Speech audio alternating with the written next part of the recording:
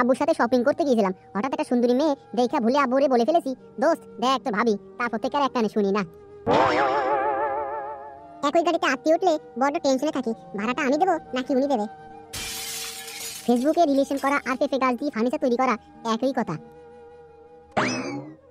শোন, সরকারি চাকরিওয়ালা ছেলের সাথে প্রেম করলে মায়ের সাথে শুয়ে থেকেও কথা বলা যায়। এইটা একদম খাঁটি কথা বলেছিস। প্রেমিকার রাগ ভাঙানোর চেয়ে আরেকটা নতুন প্রেম করা সহজ কিন্তু। আন্টিদের বলছি, মেয়েদের নাম একটু ছোট করে রাখবেন, ভাই বেড়াদারের হাত কাটতে সমস্যা হয়, একটু খেয়াল রাখেন কিন্তু। টাইম পাস করার জন্য প্রেম করার দরকার কি? কাঁটা চামচ দিয়ে চা খেলেই তো হয়। আমি কবেই মরে যেতাম, শুধু আমার বিয়েটা কার সাথে হবে দেখার জন্য বেঁচে আছি। মোবাইলে ডিপি চেঞ্জ করার জন্য গ্যালারিতে ছবি খুঁজলে মনে হয় ডাস্টবিনে খাবার খুঁজতে আছি।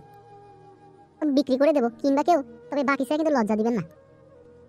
বন্ধুরা, আমার বন্ধুর মনটা বিক্রি করবে, তোমরা একটু সাবস্ক্রাইব করে দাও, তাইলে ওর মনটা বিক্রি হয়ে যাবে।